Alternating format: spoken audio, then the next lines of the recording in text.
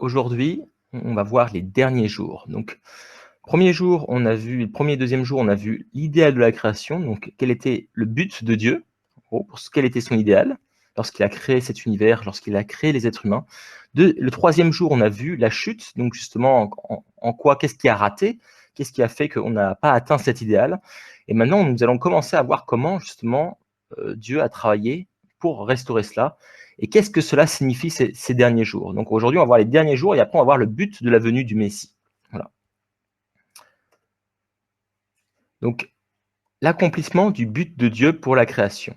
Les êtres humains sont doués de sentiments qui leur permettent de ressentir le cœur de Dieu, d'intuition et de raison pour saisir sa volonté et des qualités requises pour l'accomplir. Une personne qui vit ainsi avec Dieu verra sa personnalité individuelle atteindre la perfection. Si Adam et Ève avaient atteint la perfection, devenant dès lors incapables de pécher, ils auraient engendré de bons enfants et fondé une famille et une société sans péché. En conformité parfaite avec les trois grandes bénédictions, ils auraient bâti le royaume de Dieu, qui consiste en une grande famille universelle avec les mêmes parents. Le but premier de Dieu pour sa création est de construire son royaume sur la terre. Donc là, on a rappelé un peu l'idéal de Dieu. Voilà, donc c'était première bénédiction que Adam et Ève atteignent la perfection individuelle. Ensuite, deuxième bénédiction, ils reçoivent la bénédiction en mariage de Dieu pour se multiplier et donc par leur union avoir des enfants qui ensuite se multiplient, donc continuent à multiplier le bien pour créer une famille, des sociétés, des nations et jusqu'au monde en fait. Et pour ainsi créer le royaume de Dieu sur la terre, centré sur les vrais parents qui seraient Adam et Ève en fait. Donc voilà, ça c'était le but de Dieu pour la création.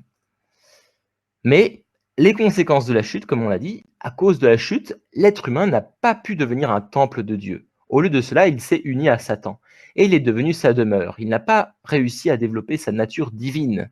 Au contraire, il a acquis une nature mauvaise. Les êtres humains, ayant une nature mauvaise, ont propagé le mal par leurs enfants, constituant des familles mauvaises, des sociétés mauvaises et un monde mauvais. C'est l'enfer sur la terre dans lequel nous avons vécu.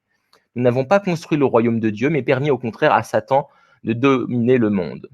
Donc, par exemple, il y a en Jean chapitre 12, verset 31, c'est maintenant le jugement de ce monde, maintenant le prince de ce monde va être jeté dehors.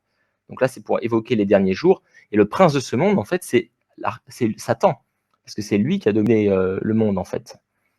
Et après, il y a en 2 Corinthiens chapitre 4, verset 4, pour les incrédules dont le Dieu de ce monde a aveuglé l'entendement, afin qu'ils ne voient pas briller l'évangile de la gloire du Christ, qui est l'image de Dieu. Voilà, donc on parle encore de Dieu de ce monde, en fait. C'est Satan qui, en fait, à cause du fait qu'Adam et Ève ont une relation sexuelle illicite lors de la chute, qui n'était pas centrée sur l'amour vrai de Dieu, mais sur l'amour égoïste de Satan, l'amour faux, bah, ça a créé un fondement de 4 positions, non plus centré sur Dieu, mais centré sur Satan, qui a multiplié, en fait, des enfants du lignage de Satan, en fait, et donc a multiplié l'amour, on va dire, égoïste, et voilà, et ça a multiplié cette nature déchue dans les familles, les sociétés, nations et mondes, en fait, jusqu'à atteindre l'enfer sur Terre. Et on voit beaucoup de choses dans le monde qui ressemblent à l'enfer, en fait. Donc actuellement, on a un peu les deux, on a un mixte, voilà, entre justement Dieu qui travaille et Satan qui travaille.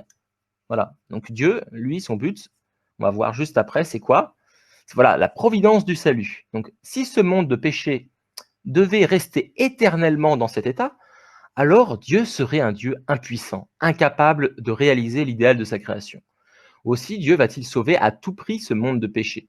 Sauver une personne qui souffre sous le joug du péché, c'est la restaurer à son état originel sans péché. En d'autres termes, l'œuvre de Dieu pour le salut, c'est la providence de la restauration. L'histoire peut être vue comme l'histoire de la providence par laquelle Dieu s'est efforcé de sauver les êtres humains déchus et d'œuvrer à travers eux pour restaurer le monde originel de bonté. Donc voilà, ça c'était l'idéal de Dieu ici, donc avec les fondements de 4 positions centrés sur Dieu. À cause de la chute, on est tombé sur un fondement de 4 positions centré sur Satan, donc qui a créé l'enfer sur la terre. Et le but de Dieu, bah, il est toujours le même. Son but est immuable, éternel, c'est de rétablir toujours son idéal de la création. Il n'a pas changé d'avis, hein. Et donc le but, c'est de restaurer tous ses enfants vers cet idéal, de sauver tous ses enfants pour éliminer cette nature déchue qui est en nous, pour ramener la nature originelle, donc notre nature divine en fait. Donc, Quelle est donc la signification des derniers jours? Les derniers jours sont le temps où le monde du mal, sous la domination de Satan, se transforme en un monde idéal sous la souveraineté de Dieu. Le Messie vient en ce temps de transition historique. L'enfer sur la terre se transformera en royaume de Dieu sur la terre. Ce ne sera donc pas un jour de crainte au cours duquel le monde sera détruit par des cataclysmes, comme beaucoup de chrétiens l'ont cru. En fait, ce sera un jour de joie, lorsque l'espoir de l'humanité, son désir immémorial se réalisera. Donc voilà, en fait, ça c'est l'explication donnée par le révérend Sun Moon à travers le principe divin, et donc qu'il a eu comme révélation de Dieu. En fait, l'histoire du péché, elle a toujours dominé, en fait. Et justement, la période de transition, c'est lorsque l'histoire de la bonté commence, quand la bonté dans le monde arrive à un niveau équivalent de la nature déchue, on va dire, quand c'est à égalité, là, le Messie peut arriver. Là, l'environnement est propice pour que le Messie arrive. Parce qu'il faut bien comprendre que, et en fait, après, justement, cette période de transition, ces derniers jours, et après, voilà, ça augmente, et après, la bonté va augmenter jusqu'à, bien sûr, dépasser le mal, et ensuite, voilà, il y aura le royaume de Dieu qui viendra. Donc, c'est une période de transition.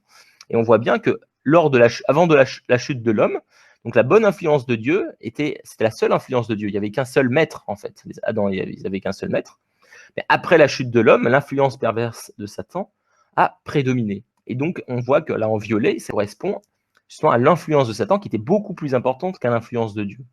Et toute l'histoire de la restauration visait à justement à renverser cette situation, justement à faire en sorte que grâce aux religions, Dieu a essayé d'inspirer justement les gens à se reconnecter à lui pour que justement l'influence de Dieu revienne. Et donc on voit qu'au dernier jour, justement, c'est au moment de transition où il y a au moins peut-être à peu près la moitié de notre nature, on va dire, de manière globale, notre nature originelle qui a été restaurée. Et donc, où justement, là, la bataille peut être gagnée, parce que c'est une bataille en quelque sorte entre Dieu et Satan, entre deux maîtres, sur les êtres humains. Et donc, bien sûr, si on envoie le Messie, en quelque sorte, c'est le sauveur de Dieu, c'est celui et personne qui pourra apporter justement ce royaume de Dieu, c'est la personne clé. Si il l'envoie alors que le mal domine, bah, bien sûr, il va se faire tuer, en fait. Cette personne va se faire tuer. Ce sera pas possible. Donc, je veux dire, si le Messie pouvait être envoyé tout de suite pour sauver l'humanité, il l'aurait envoyé juste après la chute, mais il l'a pas fait parce que c'était pas le moment propice.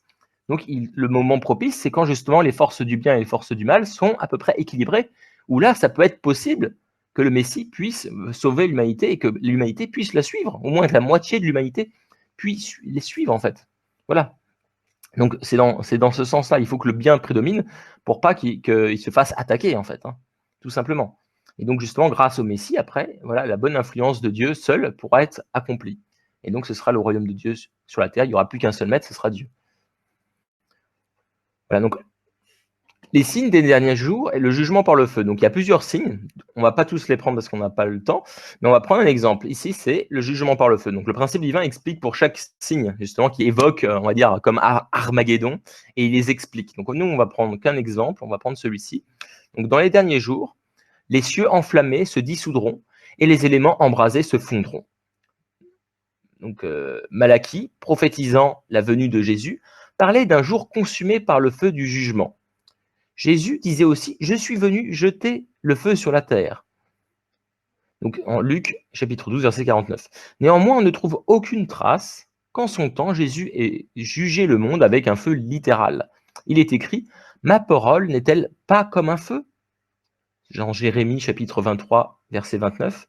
Aussi, le jugement par le feu représente-t-il le jugement par la parole de Dieu? En fait, on voit que rien que les derniers jours, beaucoup de gens, quand ils interprètent de manière littérale, en fait, bah voilà, ça va être Armageddon, tout va être détruit. Mais en fait, c'est comme la chute, c'est pas quelque chose de littéral, c'est quelque chose de symbolique. Et donc ici, la parole de feu, en fait, c'est pas Jésus n'a pas commencé à flamber, c'était pas un pyromane, il n'a pas commencé à mettre le feu partout, en fait, à son époque.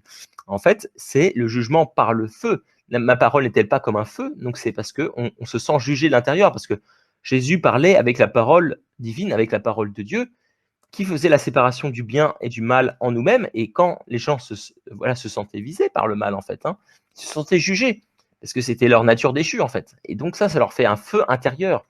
Et donc, c'était ça, en fait, le jugement par le feu. C'était son auto-jugement en écoutant la parole de Dieu, de Jésus, pardon.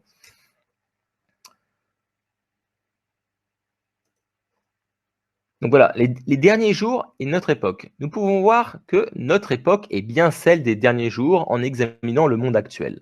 Notre constat témoigne de la restauration des trois grandes bénédictions que Dieu a prévues dans sa providence de la restauration. Comme Jésus le souligna, du figuier apprenez cette parabole. Dès que sa ramure devient flexible et que ses feuilles poussent, vous comprenez que l'été est proche. Ainsi, vous, lorsque vous verrez tout cela, comprenez qu'il est proche aux portes. Donc je sens que le Messie du second avènement, donc son retour, il est proche en fait. Donc là, en fait, il faut comprendre qu'il y a eu plusieurs derniers jours, en fait. Il y a eu les derniers jours à l'époque de Noé. Dernier jour, par exemple, c'était avec justement le déluge. Dieu avait souhaité justement tout recommencer à zéro pour pouvoir justement, avec la famille de Noé qui est une figure centrale. On verra ça plus tard. Mais voilà, c'était une époque du dernier jour, mais ça a échoué. On verra pourquoi. Ensuite, il y a eu Jésus.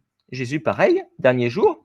Malheureusement, on voit que jusqu'à aujourd'hui, c'est pas encore le royaume de Dieu. Donc, il y a eu, en quelque sorte, pas tout a été accompli. On va le voir juste après. Ensuite, voilà, aujourd'hui, moi, ce que le principe dit, c'est que c'est les derniers jours. Parce qu'on voit la restauration de ces trois grandes bénédictions. Quelles sont les trois grandes bénédictions? Donc, la première grande bénédiction, c'est la première bénédiction, donc c'est le développement, on va dire, atteindre la perfection, donc le développement de maturité individuelle. Donc, perfection de l'individu. Donc, il y a plusieurs signes expliqués par le principe divin. Donc, le premier point, c'est le fait que la spiritualité s'est élevée, en fait, dans les dernières années. Et c'est vrai qu'on voit beaucoup de gens qui ont maintenant beaucoup plus d'expériences spirituelles. Par exemple, en Afrique, moi, quand je vais en Afrique, beaucoup de gens ont des expériences spirituelles. Ils sont très connectés au monde spirituel, en fait. Il y a aussi un autre point, c'est recouvrir le fait de vouloir retrouver sa liberté.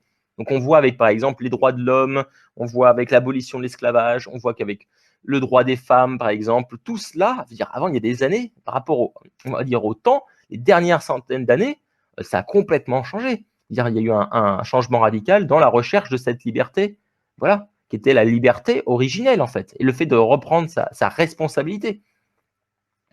Donc ça, c'était justement revenir à l'idéal de Dieu, la première bénédiction. On voit aussi, par exemple, pour le fait de vouloir se développer personnellement, aujourd'hui, on voit beaucoup maintenant de formations de développement personnel, justement, comme je le fais là. Moi, c'est centré sur Dieu, mais beaucoup de gens font des cours de développement personnel. On voit Mind Valley, on voit Gaia, par exemple, on voit d'autres choses comme ça qui font. Voilà, beaucoup de gens sont en cette recherche-là, ont cette recherche. Il y a aussi le fait de l'amour vrai. Maintenant, les gens ont beaucoup plus un amour altruiste. Voilà, maintenant, il y a beaucoup d'associations qui sont créées juste pour vivre pour les autres. Ça, on n'avait pas ça à l'époque, dans le passé. Donc, on voit qu'il y a eu la première restauration. On voit les signes de la restauration de cette première bénédiction. On revient, on voit qu'on tend vers ce royaume de Dieu, en fait, petit à petit. Et deuxième chose, c'est la deuxième bénédiction. C'était quoi la deuxième bénédiction? C'était justement se multiplier. Et finalement, c'était l'unité, aimer l'humanité, en fait, que ce soit l'humanité comme une grande famille. Et on voit quoi? On voit justement que petit à petit, avant, voilà, c'était dans le passé, c'était des tribus, etc. Après, là, c'était des nations.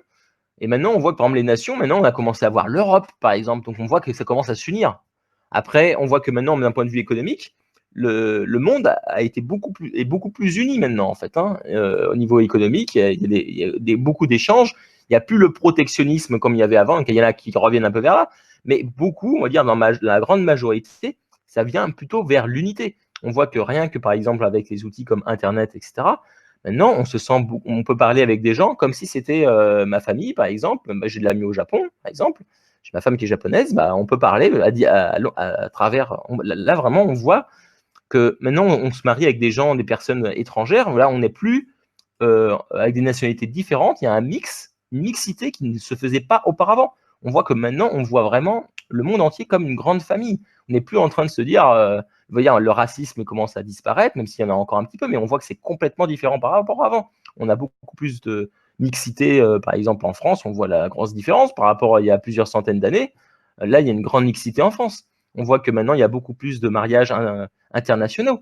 Donc on voit qu'on est vraiment unis comme une grande famille. Il y avait un élan, par exemple, il y a quelques années, avec la chanson We Are the World. Et j'avais entendu à un moment donné qu'il y avait 8000 chaînes de radio qui s'étaient unies ensemble à passer la même musique en même temps. We Are the World. Donc on voit vraiment de plus en plus cette unité mondiale, en fait. Voilà, et même par exemple pour la. Voilà, donc ça, c'est les signes de la restauration de la seconde bénédiction.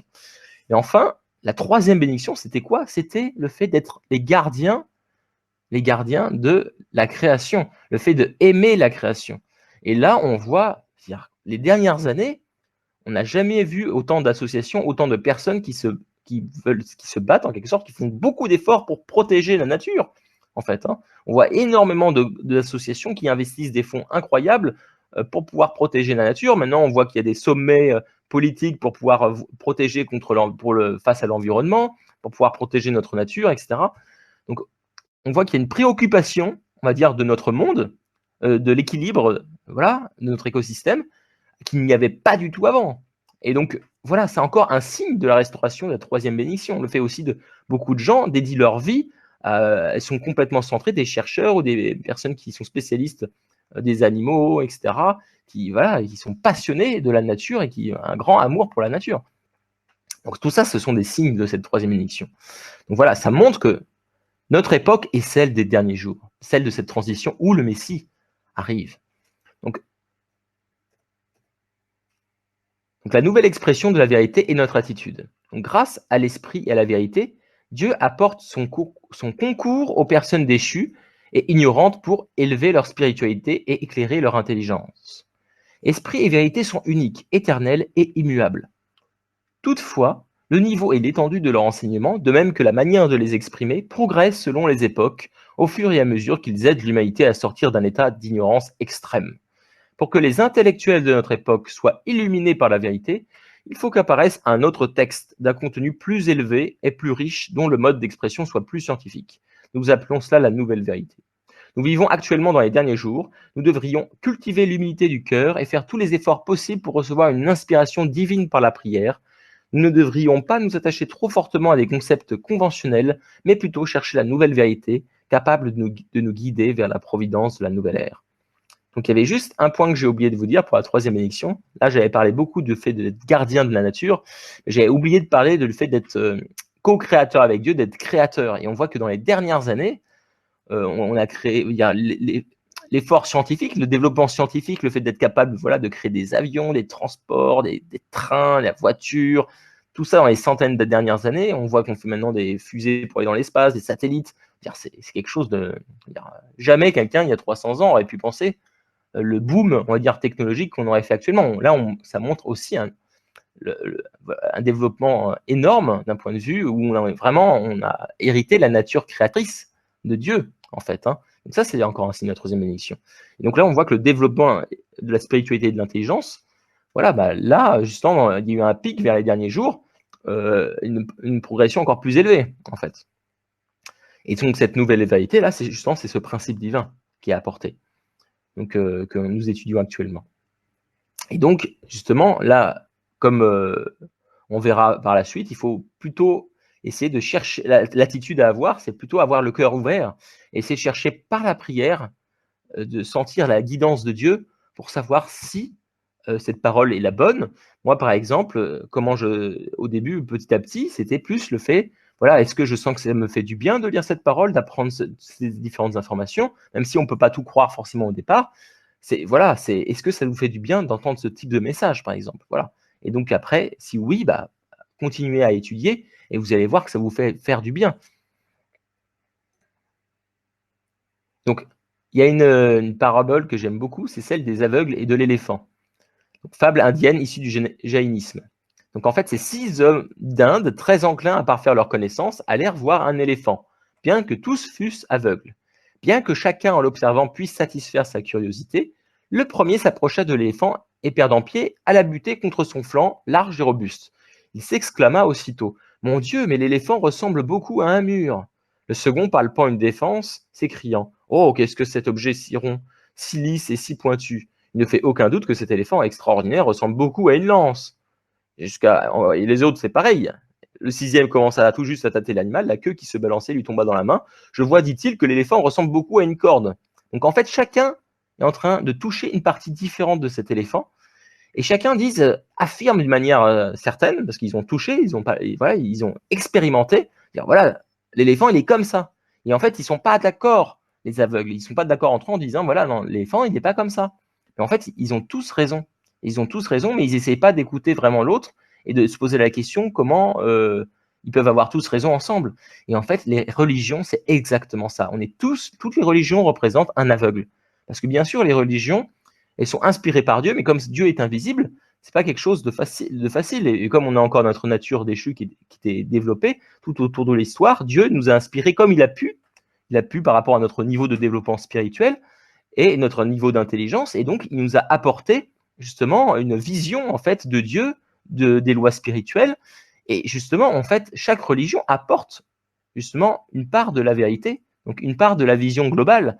Et donc, justement, là, je vous invite aussi l'attitude à avoir, quelle que soit votre religion, voilà, à voir aussi les autres religions, à écouter, à être ouvert d'esprit, justement, pour pas se dire non, mais l'autre, il a tort, c'est moi qui ai raison.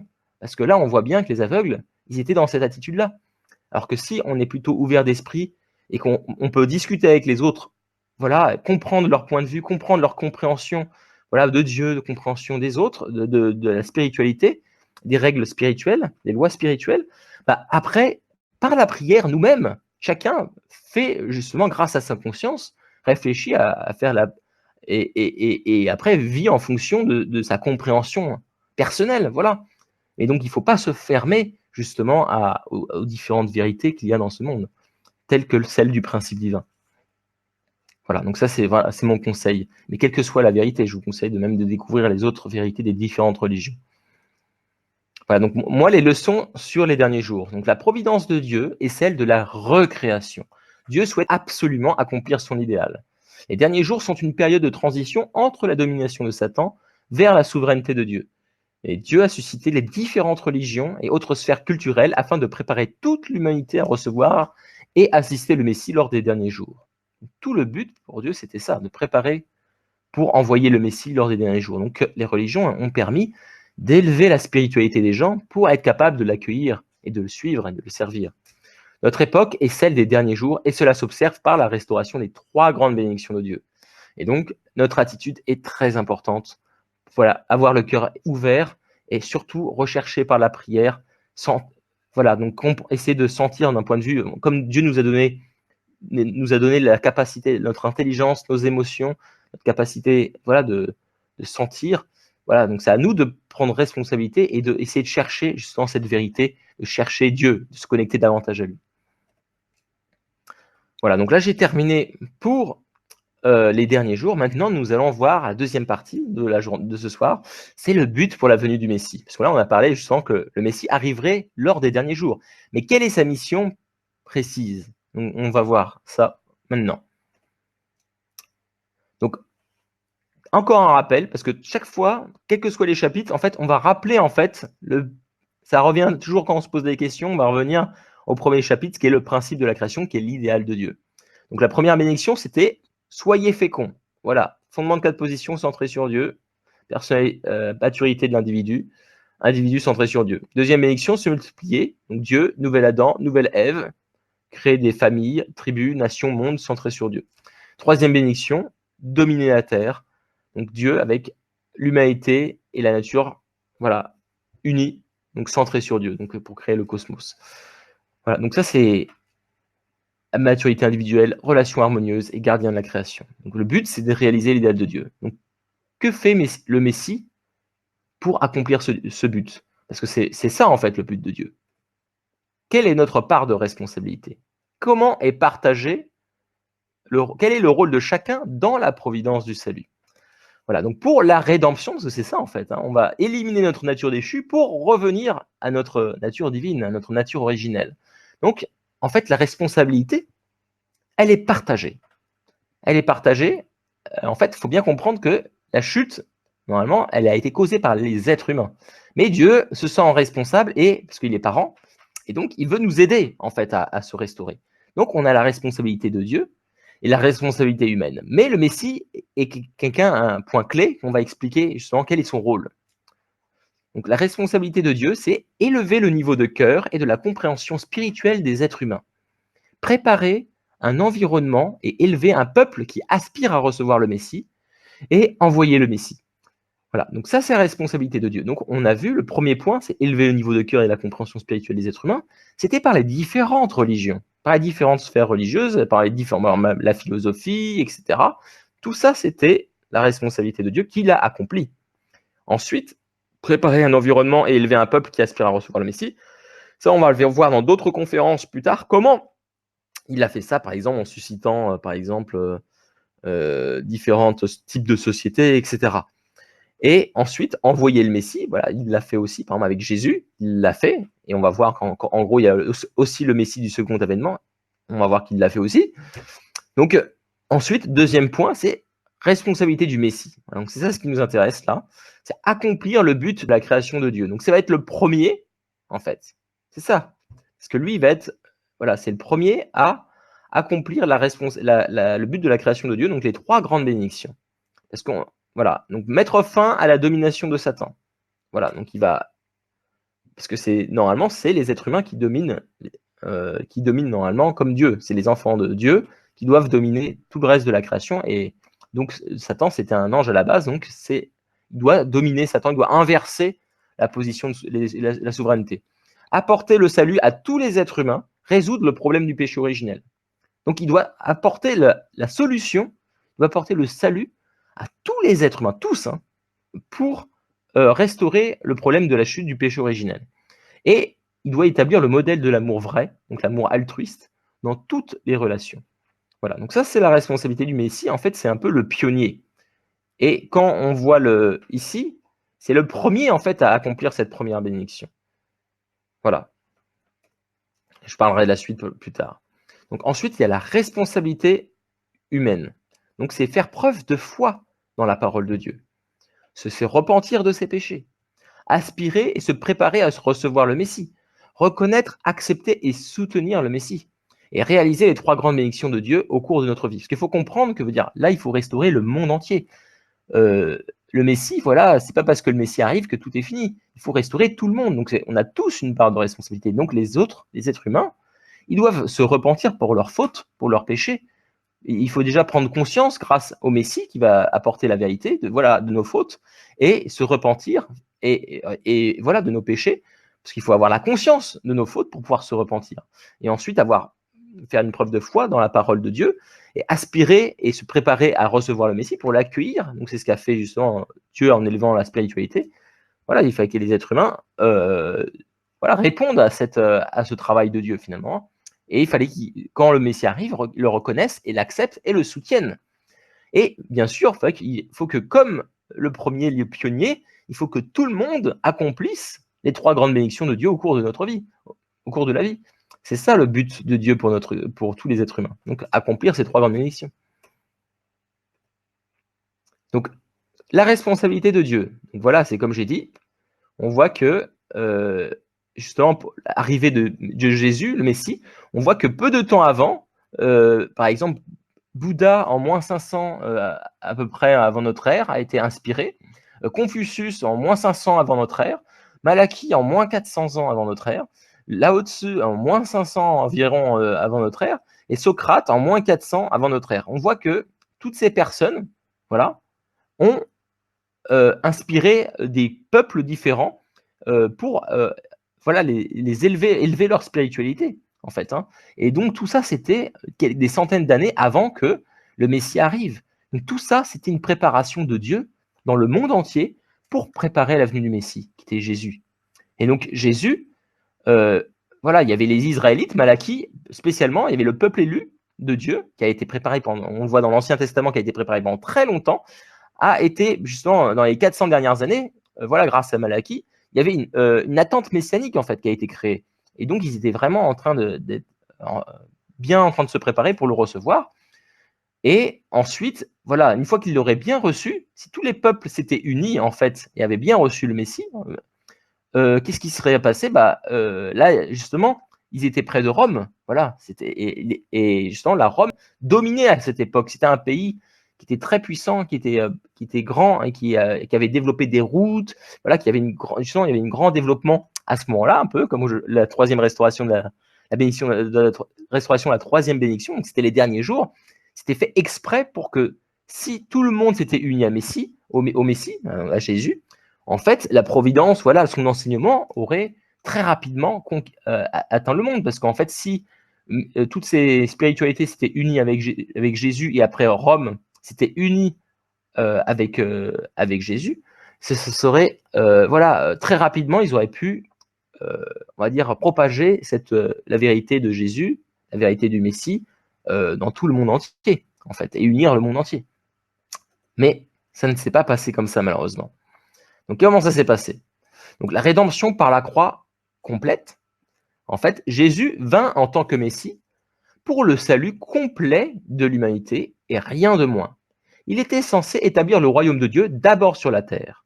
Donc, c'était ce qu'on a vu avant. Donc, c'était, voilà, il fallait accomplir l'idéal de Dieu, en fait. Hein. Donc, c'était vraiment ça.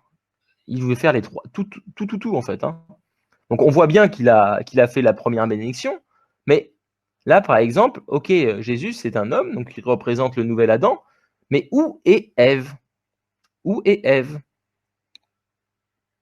Là, par exemple, par rapport au principe de la création, l'idée de la création, on voit qu'il manque quelque chose. On voit qu'il a été coupé, il a été interrompu, en fait. Et qu'est-ce qui s'est passé, en fait? Donc, la crucifixion a-t-elle permis aux disciples fervents de Jésus de restaurer leur nature originelle et d'établir le royaume de Dieu sur la terre? L'histoire entière du christianisme ne nous montre aucune personne si grande ait été sa dévotion, qui ait vécu sa vie dans une unité indivisible avec Dieu. Il n'y a jamais eu un seul croyant qui n'ait pas eu besoin de rédemption ou d'une vie de dévotion et de prière ardente. Les parents chrétiens, si dévoués soient-ils, continuent de transmettre le péché originel à leurs enfants. On voit par exemple qu'ils continuent à faire le baptême à chaque fois, en fait, hein, pour justement restaurer ça, pour les bénir, en fait. Hein. Cela nous montre que la grâce de la rédemption par la croix n'a ni complètement extirpé notre péché originel, ni parfaitement restauré notre nature originelle.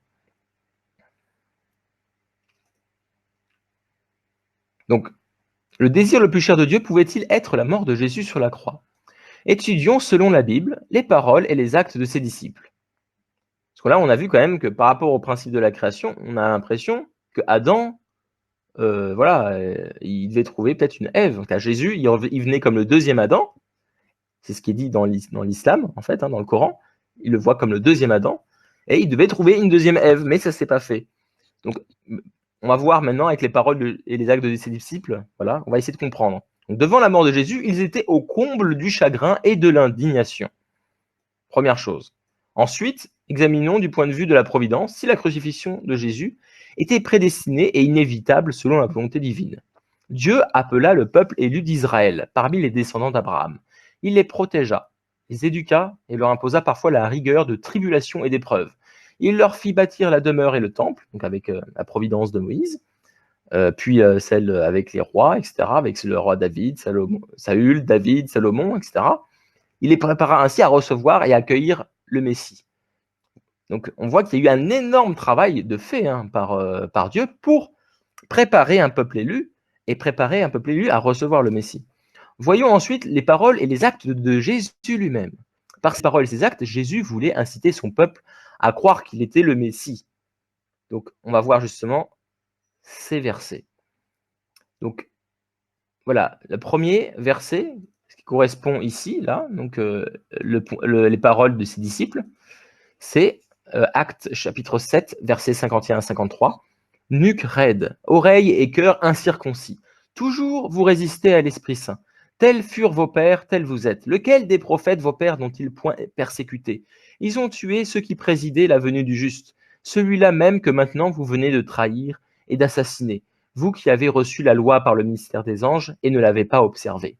Donc on voit qu'ils étaient en colère, là, qui en gros, face à la mort de Jésus, qu'ils avaient en gros tué Jésus.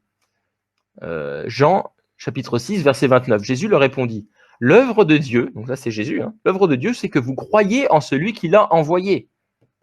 C'est ce qu'il dit. Matthieu chapitre 23, verset 27, Jérusalem, Jérusalem, toi qui tues les prophètes.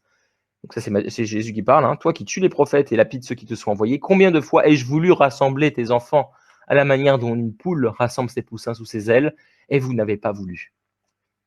Donc, tous ces indices convergent. Nous pouvons conclure que la mort de Jésus sur la croix fut le dénouement tragique dû à l'ignorance et à l'incrédulité de son peuple. La croix n'était pas nécessaire à la réalisation complète de sa mission messianique. Même elle a fait obstruction, en fait. Hein.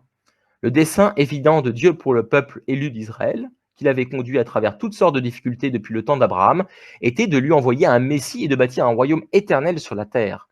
Après la crucifixion de Jésus, le peuple juif allait être dispersé sur la face de la terre. Les Juifs subissent depuis lors persécution et oppression. On peut y voir la conséquence tragique de la faute que commirent leurs ancêtres en condamnant à mort le Messie, empêchant ainsi l'accomplissement de la providence de la restauration. De plus, de nombreux chrétiens fervents ont porté la croix, payant ainsi leur part pour le péché collectif d'avoir tué Jésus. Donc en fait, le fait d'aller sur la croix, ce n'était pas le plan A de Dieu, en fait. Hein. Mais bien sûr, le christianisme a eu un essor énorme et beaucoup de gens ont vraiment senti que la crucifixion de Jésus a apporté vraiment un salut. Mais quelle est la portée de ce salut, en fait? En fait, c'est ça.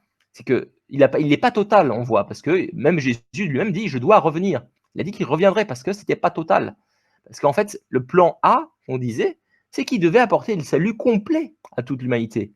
Mais par à cause de l'ignorance et de l'incrédulité du peuple juif, qui n'ont pas suivi, en fait, à cause des pharisiens qui ont poussé Jésus à la crucifixion, bah, il a accepté, ils sont passés à un plan B, en fait, où ils ont vu qu'il n'y avait plus de possibilités. On verra en détail plus tard, on fera une autre conférence dédiée à Jésus, sur la providence de Jésus. Bah, en fait, il n'a pas eu d'autre choix que de suivre un plan B. Et en fait, il a commencé, justement, après, à changer de discours, on le verra. Et il a, veut dire, par exemple, on voit très bien qu'au début, quand Jésus parlait, il disait, je suis venu pour accomplir le royaume de Dieu, en fait. Hein. C'était ça au début, ces paroles. Et après, il a commencé à changer et il a dit que voilà, qu'il y aurait un Messie du second. Il a dit qu'il devrait revenir, en fait. Hein. Il a dit qu'il devait aller se faire crucifier. Il devrait souffrir. Voilà. Donc ça, au début, il ne parlait pas comme ça. Et c'est parce qu'à un moment donné, il a vu que c'était plus possible, en fait. Et donc, c'est Dieu même et Jésus qui ont pris cette décision de dire, voilà, bah, il n'y a pas le choix. Maintenant, le seul moyen, pour différentes raisons spirituelles qu'on étudiera par la suite, pour différentes raisons, il n'y avait pas d'autre choix que Jésus de se sacrifier pour apporter un certain niveau de salut à toute l'humanité. Et donc, c'est ce qu'il a fait. Donc, il s'est sacrifié pour le salut de toute l'humanité. Mais malheureusement, ce n'était pas le plan A, donc c'était un plan B qui a apporté un certain niveau de salut, mais pas le salut complet. Donc, si Jésus n'avait pas été crucifié, il aurait pu apporter à la fois le salut spirituel et le salut physique, donc le salut complet. Parce qu'on a vu qu'il y avait une chute spirituelle et une chute physique. Donc la chute spirituelle, c'était relation sexuelle illicite entre l'archange et Lucifer et Ève, et la chute physique, c'était entre Ève et Adam. Or, le peuple l'accula à la crucifixion. Le corps de Jésus fut livré à la violence de Satan et fut détruit. Aussi, les chrétiens ne purent obtenir le salut physique. Jésus établit toutefois les conditions pour le salut spirituel en assurant par son sang versé sur la croix le fondement victorieux qui permit sa résurrection. Il en résulte que tous les croyants depuis sa résurrection bénéficient du salut spirituel. Ainsi, Jésus doit revenir sur terre pour accomplir l'œuvre du salut à la fois spirituellement et physiquement. Donc c'est ça en fait. Jésus, grâce à la crucifixion, il a apporté le salut spirituel. Et là, je ne m'en souviens plus de la phrase, mais il y a une citation de Saint Paul qui disait, même si dans mon esprit, en gros, je me sens bien, mais je sens une force dans mes membres qui me lie à faire le péché, en fait. Hein. Mais c'est parce que c'était justement, il a le salut spirituel, parce qu'il a reçu la renaissance de Jésus et du Saint-Esprit qu'on verra en détail plus tard. Et parce qu'il est grâce à Jésus, il y a la renaissance et du Saint-Esprit, il y a une renaissance spirituelle. Il y a le salut spirituel, mais pas physique. Donc, il est encore, on va dire, attaqué par Satan du point de vue physique. Il est encore lié à Satan. Et donc, il ne peut pas se défaire. Ça, c'est quelque chose, c'est à cause du péché originel. Seul le Messie peut ôter ce péché originel. C'est ça la mission du Messie. C'est de ôter ce péché originel. C'est de nettoyer ce péché originel. Donc, Jésus a pu le faire, mais que la moitié. Il a pu ôter le salut spirituel, le péché spirituel, le péché originel spirituel, mais pas le péché originel physique. Et c'est pour ça que Jésus lui-même a dit qu'il devrait revenir. Voilà. Donc, quelles sont les leçons du but pour la venue du Messie? Donc, le Messie a pour but de devenir le nouvel Adam qui accomplit l'idéal de la création de Dieu. Chacun a un rôle à jouer dans la providence de la recréation. Donc, nous-mêmes, nous avons un rôle à jouer. Voilà, donc c'est pas juste la responsabilité du Messie ou de la responsabilité de Dieu. C'est à nous aussi de travailler pour créer le royaume de Dieu sur la terre. Notre rôle est de faire preuve de foi dans la parole de Dieu, se repentir de ses péchés, aspirer à se préparer à recevoir le Messie, reconnaître, accepter et soutenir le Messie, et réaliser les 3 grandes bénédictions au cours de notre vie. Donc, grâce à son sacrifice, Jésus a permis à toute l'humanité la capacité de recevoir le salut spirituel. Merci Jésus, merci infiniment. Grâce à Jésus, on a pu avancer énormément dans la providence de la restauration de l'idéal de Dieu. Donc, le second avènement a pour but d'apporter le salut complet à la fois physique et spirituel à toute l'humanité sur terre et dans le monde spirituel. Voilà. Donc, j'ai fini pour aujourd'hui sur le but du Messie et le but de sa seconde venue. Donc, demain, nous verrons la résurrection. Donc, la résurrection, quel est le sens de cette résurrection, justement? Parce que la Bible en parle souvent. Quel est le sens de cette résurrection? Donc, on verra cela demain ensemble. Voilà. Et on verra aussi après la prédestination. Quel est le sens de la prédestination? Jusqu'où va la prédestination? Donc, beaucoup de gens sont confus par rapport à ces deux éléments, que ce soit la résurrection ou la prédestination. Le principe divin va rendre cela très clair. Voilà. Donc, je vous invite demain. Je vous souhaite à tous une excellente soirée. Allez, à très vite. Bye bye. Salut.